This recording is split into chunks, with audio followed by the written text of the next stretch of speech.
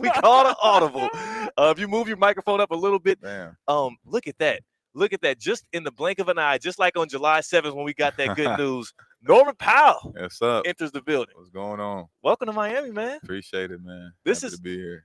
you. Obviously, you wouldn't even care, but I mean, the day that we got the news and I opened up my show here, theoretically speaking, I had some pom poms damn near. I'm excited. We got Norman Powell in the house. What is how have Heat fans embraced you now that you are going to be now starting up and playing here, and you were the big offseason acquisition? Yeah, they've been amazing, honestly. I think after the trade was announced, the uptick in my social media account went up by like 10,000 or something like that. I was one of those. Yeah, that's awesome. They've been great. Super supportive, super excited. I'm excited to actually have the Heat jersey on. I'm excited for training camp to get going and get this thing rolling. The infamous conditioning test. Yeah. What did you hear about it before, and what was it like to actually go through it here with the Miami Heat? I heard that it was tough. That's one thing that everybody knew about around the league. I know a lot of teams were trying to take and have their own conditioning test because of the Heat and what they've been able to do and the success they've had with it. So I was nervous for it, even though after I was traded, I was conditioning like crazy. I was track meeting it for sure. But I was able to pass. It definitely was tough. But it's a good welcoming moment to the Heat. As soon as we got done, Spo walked up to me and said, officially welcome to the Heat for completing the test. So that was great. See, that's when it really becomes official. The trade announcement wasn't like it. It's passing that conditioning test for sure. Norman Powell here joining us, the newest member of the Miami Heat, and also a guy that they'll be likely leaning in on the offensive side heavily now that we do have the Tyler Herro news. Now, everybody was excited to see what it would look like in that backcourt, y'all two together. How much more are you now? I don't want to say it like that, but Spo and the guys are going to lean on your offensive threat because Herro is a walking bucket, just like people like to refer to you as a bucket out here. So they're going to need you early on. How excited are you to show what you're able to do in a Heat uniform? I'm super excited. For me, I've talked about it before, but this is not unfamiliar territory for me. When star guy, a go-to guy, a bucket in Tyler Herro, goes down or he has to sit out, the start of the season due to injury, trying to recover. I was here last year, similar situation with Kawhi. And the Clippers fan organization and people around not knowing who's going to step up and fill that void. And keeping them competitive, and me being able to do that. So I'm super excited for, the opportunity. I want Tyler to come back 100% healthy, and I'm excited for that integration for both of us of being on the floor together. And then, that dynamic with Bam and Khalil and Wiggs and Davion and the guys, and seeing how that all puts together once we're fully healthy and firing all cylinders. But I told him, and he texted me, hold it down for him when he gets back. And so I'm ready to do that. Yeah, and also you got out of the Clippers organization just in time. You ain't got to say nothing. I'm just saying, like, congrats on that part of things as well. Appreciate it. Norman Powell joining us here as he's getting ready to embrace his first Heat training camp, which I'm sure keeps the momentum going from that conditioning test to camp right into the season. I know that, Spo likes to say everything that we want is on the other side of hard. They're going to make it hard on y'all so that the game days are easier and whatnot. Yeah, sure. Don't you feel like, and I feel this way, at least outside looking in, but you feel like one of those guys that's just like ready-made to fit in with Heat culture and be one of these guys that maybe people haven't heard as much about, but when you step out on the court, you're going to fear them on a night-to-night basis because what you can do. Yeah, for sure. I think I fit that definition of Heat culture perfectly. I know people talked about, I've seen like on Gilbert Arenas' thing, like, oh, they're going to work them so hard, this, that, and the other. But like, that's who I am. That's my DNA. That's the reason why I'm still here in the league and being able to stick and grow and continue to get better each and every year because the work and my approach to this game, and the tenacity that I have, the competitive nature that I have, and the ability to go through the hard things, and fight and dig and claw and scratch my way back up to the top when the going gets tough, and that's what Heat culture is about. It's about putting yourself and pushing yourself to the limits for success, and they put the guys one in the best shape of their lives and in the best position for them to be successful. So I'm super excited to be here to show that that work ethic and that reputation that has carried me throughout the league and put my own stamp on the Heat organization. Norman Powell joining me, Theo Dorsey, here on Emotion Monday on Theoretically Speaking in the midst of Heat Media Day. We're at Kaseya Center. The ambiance is beautiful, and Norman Powell is looking super like that. Even when you answer the questions, I get a little intimidated. I'm like, he's about to drop a bucket on me? I ain't do nothing. I'm curious, though, for you, man. You're coming off a career year. Yeah. There's more. You probably can have another one after this. I heard you talking maybe potential all-star because they did snub you last year. Yeah, that's always been the goal. I mean, I look back, 3-4 seasons ago when I first got to the Clippers, and I was talking about wanting to be an all-star, wanting to be a starter, and people thought I was crazy.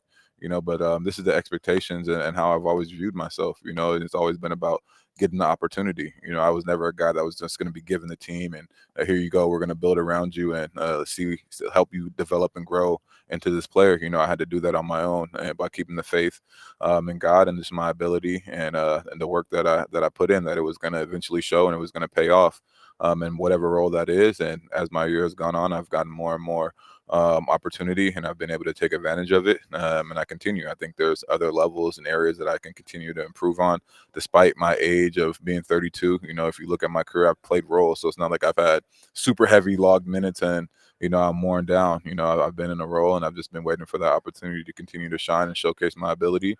I did that last year. I'm hungry to do it again and take it to another level. People tend to also be rejuvenated by just being in sunny South Florida. You wake up a little different when it's warm outside. Your body feels a little bit better. You're not all stiff and whatever. So it definitely is a nice little feel to wake up and see the palm trees and have a little beach weather there. It's nice. But you know how to pick them though, because you're coming from LA to Miami. It's not like some guys that have gone coming out of areas in which Cleveland and whatnot. For sure, I've been lucky and blessed with having some great cities to play in through the course of my career. So, to add Miami to that list is definitely a benefit and a bonus. Did you, when you found out, when everything shook out and you ended up becoming a member of the Miami Heat, first inclination of that is, are you thinking like this is the place where I want to be able to round out and end my career? Like how do you consume that? And then honestly, I didn't think about anything of where I was going to be to end my career. Is how do I now go in to a whole new organization, a whole new system, and capitalize on what I did last year. I'm never thinking about the end. I'm always where I'm at in the moment and being present and continuing to grow and carry. The end will come when it comes, but right now I'm just focused on continuing to elevate my career, elevate who I am as a player on and off the floor, and then taking advantage of the opportunities that's given to me. Right, and I will say choice words there because same thing happened when I was talking to Spo about it being year 18. And I'm start talking to him about what would he do next, and he's like, "Don't talk about the end. Don't talk about." I'm not there yet. I ain't mean it in that way. I more so meant it as a place where you can now call home and like you can be here and be, because this is the kind of organization that does reward players who do exactly what you've done your whole career, and that's prove themselves time after time after time when given the opportunity. And it just doesn't it feel like at least a place where it's like, if you do what you're supposed to do, then you can be a guy that calls this the place where you for sure. That's something that my agent and I talked about. Just with the history of the organization, he knows the front office really well. He knows Coach Spo really well. He represented Duncan when he was here, so he's very has a close relationship with them. And we know like the history of the organization and how there's not much turnover and they like you said reward the guys. So if I handle my business, it'll be here. So it's definitely nice. I do some business out here, have some investments and things like that. So I always love the tax-free income states. So I can definitely see myself being here for a while. It does feel like home. Especially them talking about how badly they've wanted me throughout the course of my career and trying to get me down here. So I feel wanted, I feel appreciated, and when you feel that, you don't want to leave. So I don't see myself. I'm not thinking about anything other than coming out here, doing what I need to do, and helping this team move forward and push forward in the goals and achievements that they want to obtain this upcoming season. Yeah, you say you feel wanted, you feel need, you feel the difference in your bank account when it's not the Cali taxes versus Florida. For sure. But you also, Duncan Robinson, you talk about you're going to be replacing some of that shooting he provided. Mm-hmm. He also had a podcast. Have you thought about maybe, dipping into that? Just you have Nah, investments. see, nah, you know what I'm saying? It's not. I keep the main thing. I like my investments, but that's It's a different. little side thing rather than having a podcast and setting up and finding people to interview and doing all that. I feel like there's enough players doing that. I don't mind jumping on podcasts and doing interviews and things like that, but having my own, I'm cool. I am working on uh, coming out. I guess I'll say it now. Breaking news right here on Theoretically Yeah, Speaking. Norman Powell. we're working on coming out, launching a media company. I have a clothing brand, a foundation called Understand the Grind. So we're coming out with Grind Media, and we're starting off with kind of behind the scenes look at my career and my life. And what it goes into every day of preparing for this season and different key moments and events going on. So we're about to launch pretty soon. We're filming some things now, putting it all together for the official launch. But Grind Media Group is definitely coming soon. Well, there we have it. I'm gonna be locked in on that. You got to come back on Theoretically Speaking when it's official, I got and you. we'll do some stuff around that and For promote it to sure. the people. Yeah, let's do it. Norman, I'm glad to have you as a member of the Heat. We'll be watching you throughout the season, and good luck at camp in Boca Raton. Yes, sir. FAU is beautiful. I know you already know that. Yep. Was up there for the national team. Yeah, how did all of that go? But I was supposed to come to that media day for y'all, and I missed out on that. But how was the run at FAU, and how excited are you to get back in that gym and work out? It was great, honestly. They were very welcoming, very accommodating. It was a great time. The guys loved it. For me, it was a passion project for me, being able to immerse myself in that culture and learn about that side of my upbringing and my family, because I didn't know much about it. But it was an amazing time up there. They're super nice. I'm glad that we're actually able to accomplish what we wanted to accomplish and move past the first round of the FIBA qualifiers. The first time in Jamaica's history that the basketball team was able to do that. We had a great group of guys who are hungry. We're just looking for more supporters to continue to come and donate and help push that program forward, because we got a lot of talent coming out of Jamaica.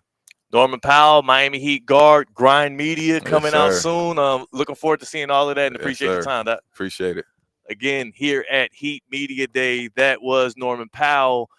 Everybody excited to see him when he's back at Kaseya Center actually hooping. But I'm telling y'all right now, he looks good in the Heat uniform. If you weren't watching us on the YouTube stream at ESPN West Palm, he's ready to go.